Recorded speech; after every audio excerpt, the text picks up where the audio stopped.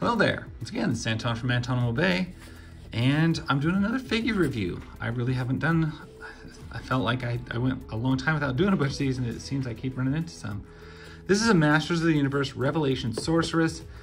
I don't have a Sorceress figure, and that's why I got this. I have a lot of like the Maddie collector and stuff like that of a lot of characters, so I don't feel the need to rebuy a lot of things, but not having a Sorceress before or ever, this was one I just wasn't going to pass. You know, I picked up a Shadow Weaver very recently for like $4 because it had some like discoloration inside the packaging. Turned out to be nothing. But the Sorceress, came across her. I had to pay like regular price for her, but she wasn't bad. I mean, it was like, I think it was $20, which for figures these days, that's not terrible. I hate paying $25 or more for Hasbro stuff, especially when a lot of times Mattel is better and less. But we're gonna see what we got here. Pop those out. Pop that out. They do have her buckled in there quite well. That one came right off. Make a terrible racket. Yeah, I don't feel like they really need those additional little plastic tabs popped on everything, but that is what they do, so we'll just have to live with it, I guess. We'll adjust this slightly here. I'm having a little bit of stiffness with the camera. But there we go. That is Sorceress out of the annoying package. All she comes with is this big staff and a couple extra hands. Looks like she has a cloth goods cape, which is, I don't know, okay, I guess. I guess it, oh, these will probably loop under her arms if I can get them up there. And that'll work. That'll look quite a bit better for that. Let's see.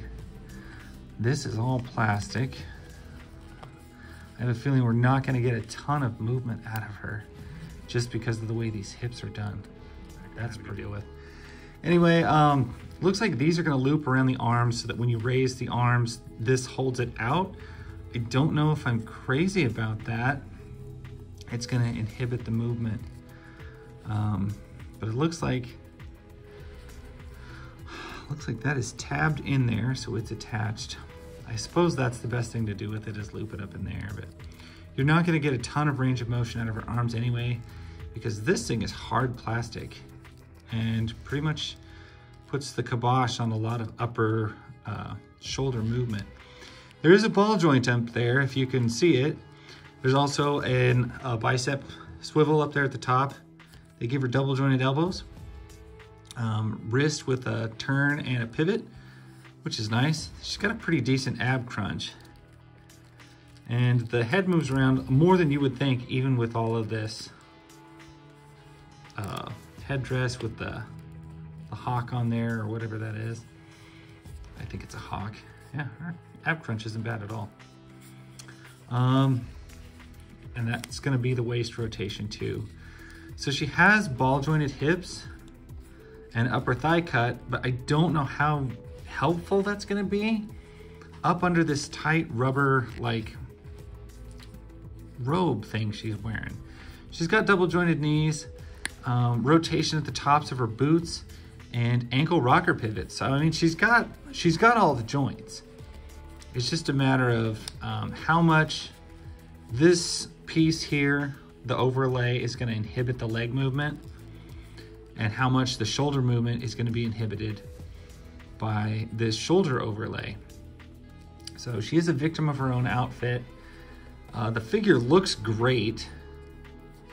I don't think I actually see any paint on it at all, which is kind of, you know what, for the property, the fact, I think it's probably okay. I mean, it doesn't look bad. It looks very cartoonish, or very cartoon accurate, I would say. So I don't have a problem with that. I don't know what paint you would add unless you were just gonna add some like shading or something, but I don't feel like that's necessary. I do like these kind of open hands that they give us. Anybody who's got like powers like that, you want to give them like an open, like gesturing hand or something like that. And she looks actually quite good with that. Other than inhibited movement by the outfit, yeah, that shoulder movement's going to be a pain. I think she looks fantastic. I'm glad to finally have a sorceress. I've never had one. Even on the old stuff, I've never had one. But she's a nice looking figure. Like I said, I think I picked her up for like 20 bucks, so it wasn't bad at all. And I finally can say that I have a sorceress. I think that pretty much tops me out on anybody I really need for He-Man stuff. I've got a couple of He-Mans, Motu Classic stuff, and I've got pretty much everybody from She-Ra, Princess of Power that I would want.